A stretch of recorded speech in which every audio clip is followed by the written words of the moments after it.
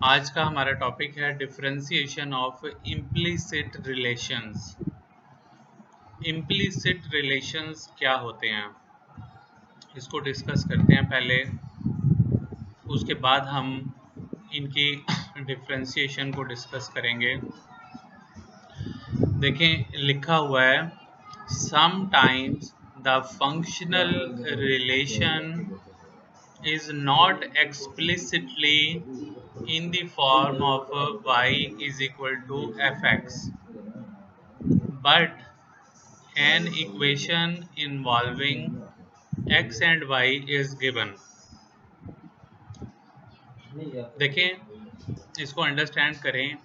ऐसे फंक्शन जिसमें y एक साइड पे लाया जा सके और बाकी x की टर्म्स को दूसरी तरफ लेके जा सकें तो ऐसे फंक्शंस को हम एक्सप्लिसिट फंक्शंस कहते हैं।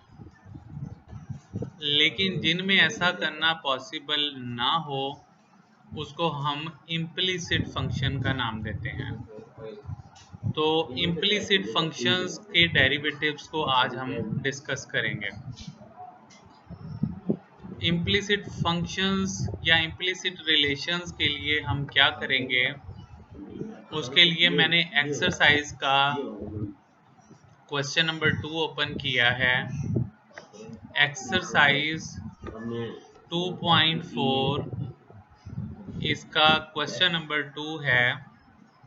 स्टेट करता है find dy by dx if 3x plus 4y plus 7 is equal to 0। ठीक है, हमने क्या करना है इसमें dy by dx find out करना है। हम क्या करते हैं, हम ये करेंगे, कहता है टेक डेरिवेटिव बोथ साइड्स, दोनों तरफ का डेरिवेटिव ले लें। और साथ उसने ये एक चीज़ मेंशन नहीं की कि आप take derivative with respect to x. आप लोग अपनी बुक्स पे ये लिख लीजिएगा कि यहाँ पे आपने क्या किया है कि derivative with respect to x लिया है। अब जब 3 के साथ x था तो इसका derivative with respect to x क्या हो गया, 1। 3 इंटू 1 ये x का डेरिवेटिव 1 हो गया, प्लस 4 इंटू y। अब y को का डेरिवेटिव, ये पॉइंट ज़रा अंडरस्टैंड करें आप लोग कि अगर y का derivative with respect to x लिया जाए,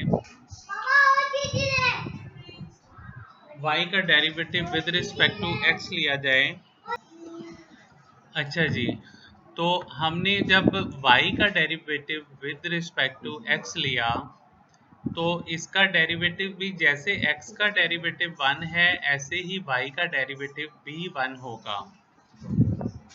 लेकिन चूंकि फंक्शन y का है और with respect to x differentiate कर रहे हैं तो इसलिए इसके एंड पे dy by dx लाजमी आएगा।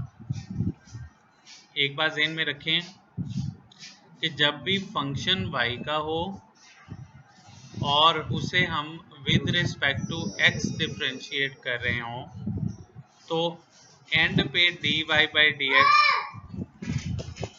लाजमी आएगा। एंड पे dy by dx लाजमी आएगा। और प्लस 7 का डेरिवेटिव क्या हो गया, 0। तो ये dy by dx आपके पास क्या आ गया, -3/4 के इक्वल आ जाएगा। ये देखें यहाँ से dy by dx -3/4 आ गया। तो बस इम्प्लिसिट फंक्शंस की डिफरेंशिएशन में ये बात याद रखनी है बच्चों आप लोगों ने कि जब फंक्शन y का हो और with respect to x differentiate कर रहे हों तो उसके एंड पे dy बाई डी एक्स लाजमी आता है। यहाँ पे देखें एक्स वाई प्रोडक्ट थे, प्रोडक्ट का हमने डेरिवेटिव लिया विद रिस्पेक्ट टू एक्स। यहाँ पे उसने मेंशन नहीं किया लेकिन मेंशन होना चाहिए कि इसका derivative with respect to x ले लें। तो प्रोडक्ट का डेरिवेटिव जब लिया जाता है तो क्या होता है, प्रोडक्ट रूल लगता है। प्रोडक्ट रूल में प्रोडक्ट रूल लगता है। प्रोडक्ट रूल में क्या होता है, पहला फंक्शन ऐसे ही और दूसरे का डेरिवेटिव प्लस दूसरा फंक्शन ऐसे ही और पहले का डेरिवेटिव। तो ये आपने बेसिकली इस पे जब प्रोडक्ट रूल लगाया तो पहला फंक्शन यानी x ऐसे ही आ गया, y का डेरिवेटिव 1 और उसके साथ dy बाई डी एक्स आ जाएगा।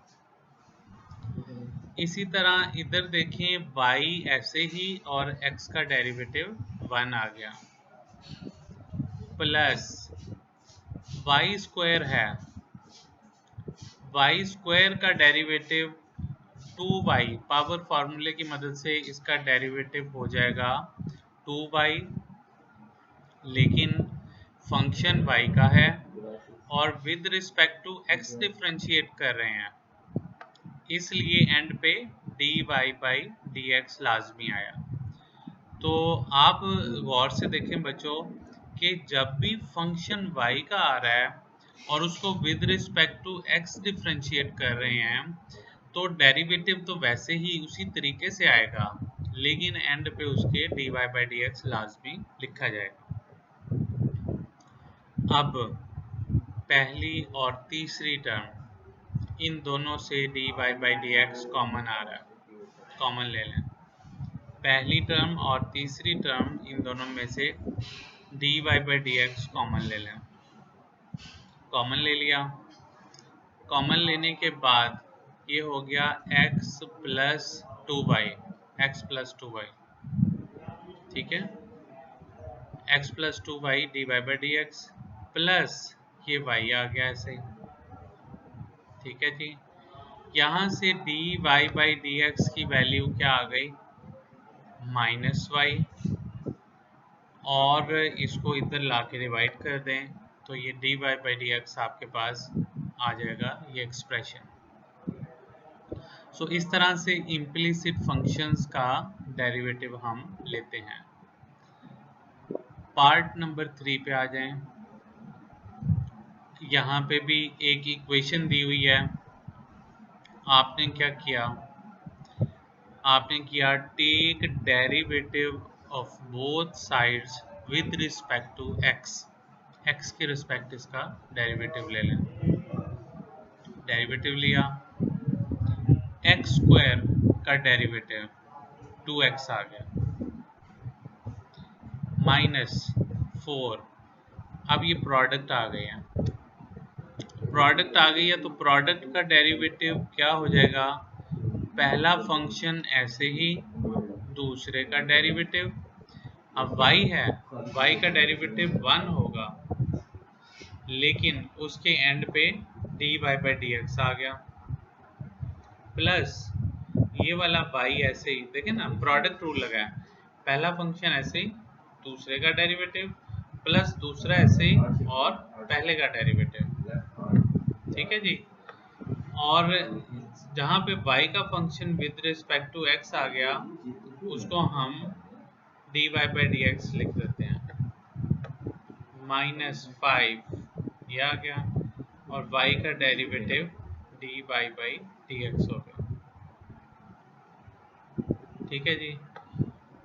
माइनस 4 को अंदर मल्टीपल कर दें, माइनस 4 अंदर चला गया, ये हर एक टर्म से आ गया। अब दूसरी और चौथी टर्म में से dy by D X common ले लें, सेकंड एंड फोर्थ टर्म इनमें से dy by D X common ले लें, कॉमन लेने के बाद ये देखें इनको इक्वल टू के ऑपोजिट साइड पे ले गए और dy by D X common ले लिया। उसके बाद ये जो फैक्टर आया है इसको इक्वल टू के उधर ले जाके डिवाइड कर दें तो dy बाई डी एक्स की वैल्यू आ गई।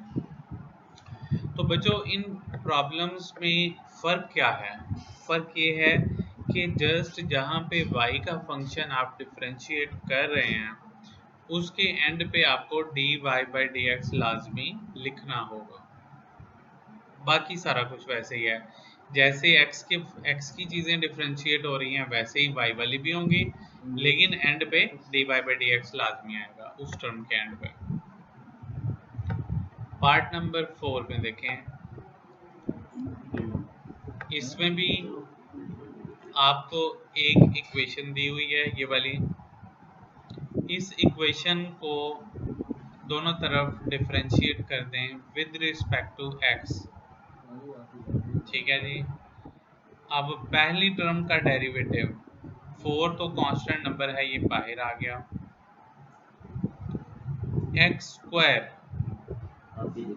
स्क्वायर का डेरिवेटिव 2x हो गया। x स्क्वायर का डेरिवेटिव 2x प्लस 2h भी कांस्टेंट नंबर है, ये भी डेरिवेटिव से बाहर आ गया। आगे ये प्रोडक्ट है, इसका भी आपने प्रोडक्ट रूल लगाना है जिसके मुताबिक पहला फंक्शन ऐसे ही, दूसरे का derivative dy by D X plus दूसरा फंक्शन ऐसे ही और x का डेरिवेटिव 1। नोट करें फिर वही काम है कि जहाँ x के फंक्शन है वो सिंपली डिफरेंशिएट हो रहे हैं, जहाँ पे y के फंक्शन आ जाता है तो उसके एंड पे dy बाई डी एक्स लाजमी आप लिखते हैं। इस टर्म का derivative by square b side पे आया। अब ये पावर रूल लगेगा तो 2y हो जाएगा, लेकिन फंक्शन y का है और with respect to x differentiate कर रहे हैं, तो लिहाजा ये 2y और dy बाई डी एक्स इसका ये वाला देखिए डेरिवेटिव आ गया। ये next term plus 2g constant number है, डेरिवेटिव से बाहर आ गया। x का डेरिवेटिव 1 हो गया, ये देखें 2g इंटू 1 प्लस 2f ऐसे ही आ गया।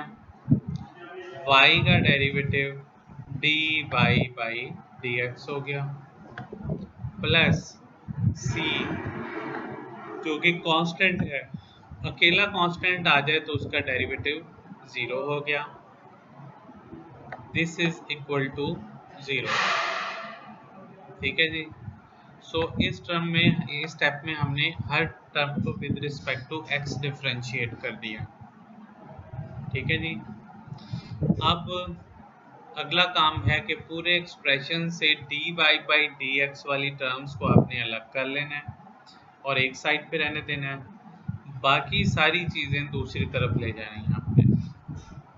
तो नेक्स्ट स्टेप में देखें क्या हुआ, ये दोनों मल्टीपल होके 8x हो गए, 2h ये टर्म आ गई, 2h को अंदर मल्टीपल कर दें तो 2hx dy by D X plus 2hy plus 2by dy by D X आ गया प्लस 2g और ये 2g ऐसे ही आ गया plus 2f dy by D X आ गया।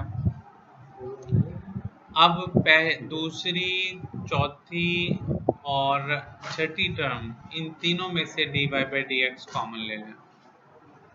कॉमन लिया, ये देखें 2hx आ गया, इधर 2by आ गया, इधर 2f बच गए।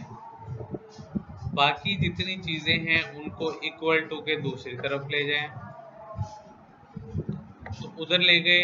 अब ये माइनस ये 8x है, इसको इधर ले आए तो माइनस 8x हो गया, माइनस 2hy आ गया, माइनस 2g आ गया। ठीक है जी। अब ये टर्म इधर मल्टीपल हो रही है, उधर ला के इसको डिवाइड कर दें। डिवाइड कर दिया आपने। ऊपर और नीचे से 2 कॉमन आ रहा था, वो कॉमन लेके इसको कैंसिल भी कर सकते हैं, वो कैंसिल कर दिया तो बाकी dy/dx आपका आंसर आ गया। पार्ट नंबर 5, इसमें भी वही काम है, इम्प्लिसिट फंक्शन है तो आपने इसको डिफरेंशिएट करना है और dy/dx फाइंड आउट करना है। dy/dx फाइंड आउट करने के लिए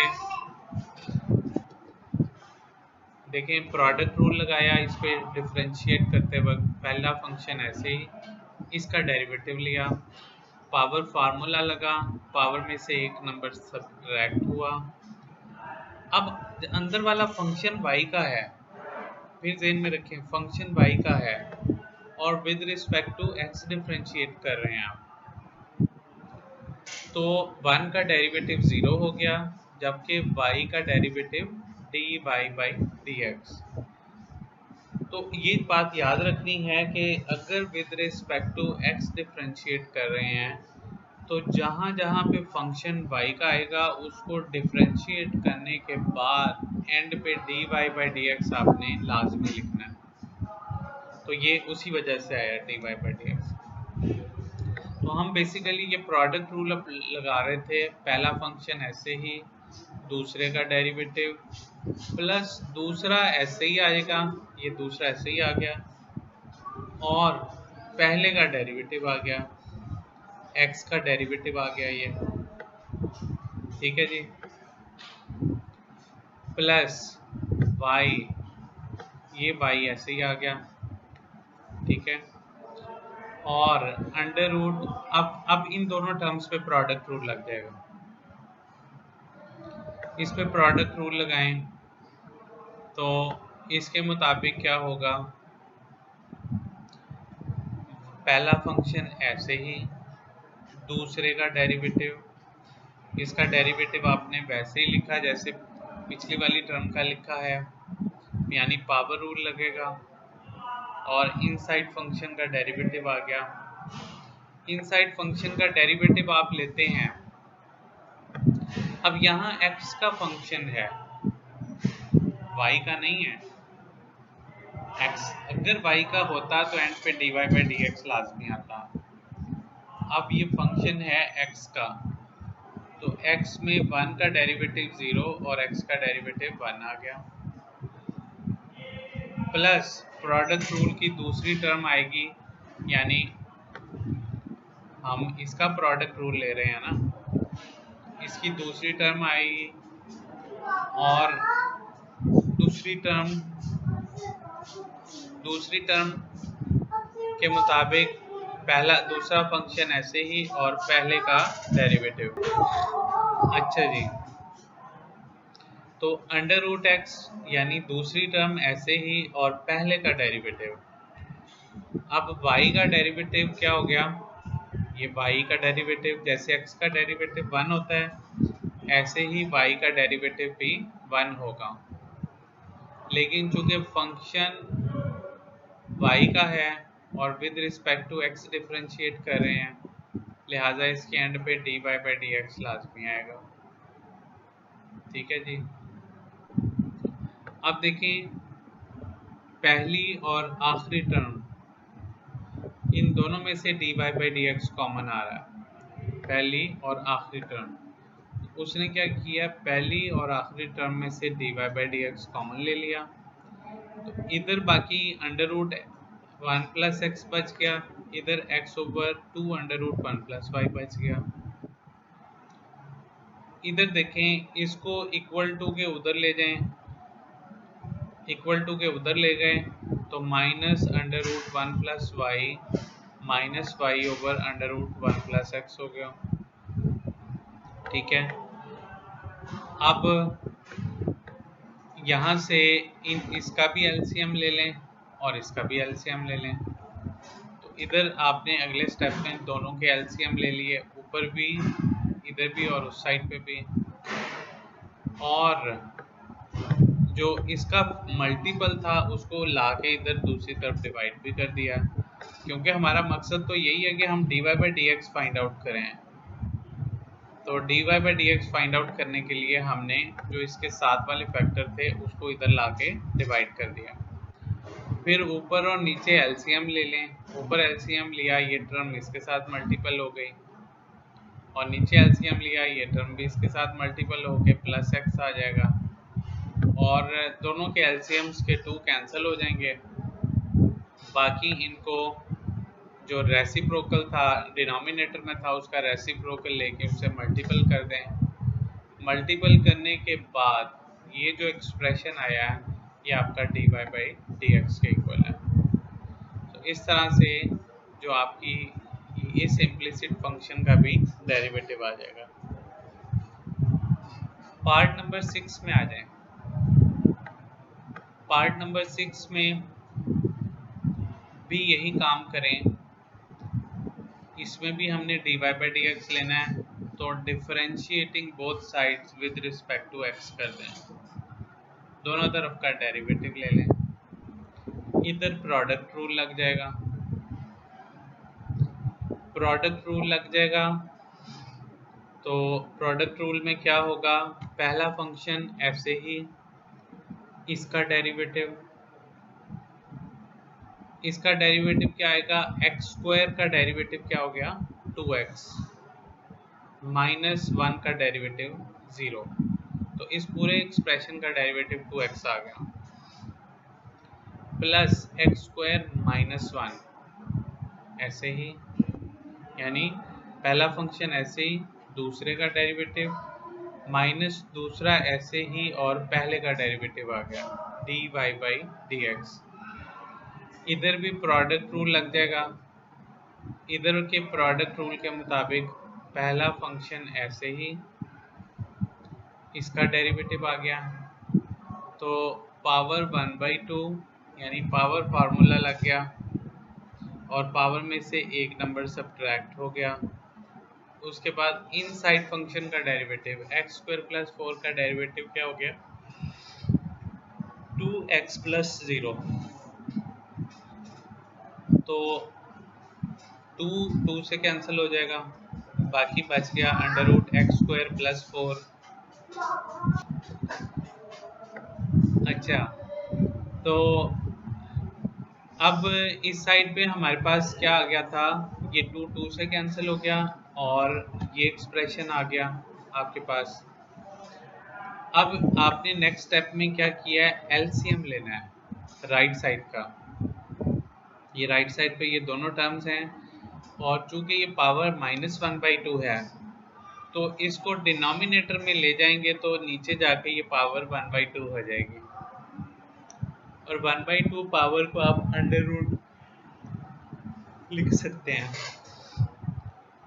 अब अंडर रूट नीचे आ गया, इनका एलसीएम ले लें, इसके नीचे 1 है, और इन दोनों का एलसीएम लिया, प्रोडक्ट, ये टर्म इससे मल्टीपल हो गई।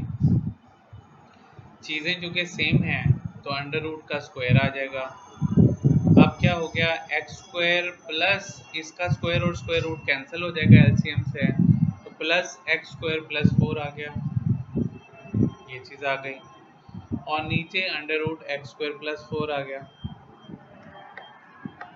अब देखिए इन दोनों को ऐड कर दें तो 2x स्क्वायर प्लस 4 और नीचे अंडर रूट आ गया। ये टर्म इधर मल्टीपल हो रही है, उधर लाके इसको डिवाइड कर दें, ये उधर से इधर आके डिवाइड हो जाएगी।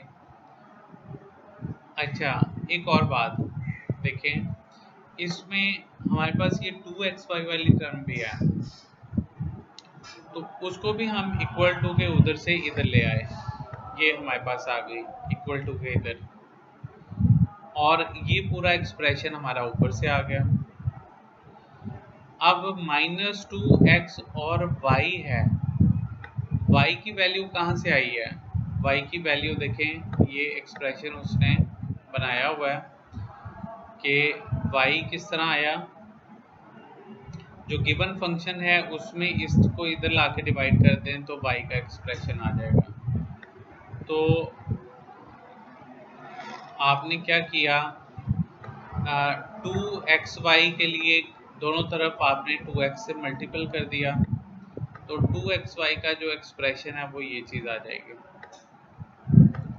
तो 2xy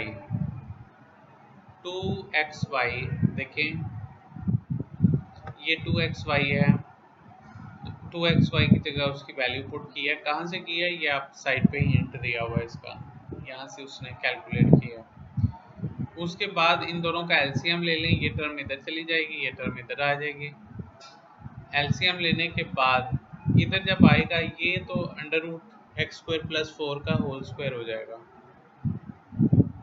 जबकि ये क्या हो जाएगा, ये इधर आके इससे मल्टीपल हो गया। फिर अलजेब्राइकली आपने इसको सिंप्लीफाई कर देना है।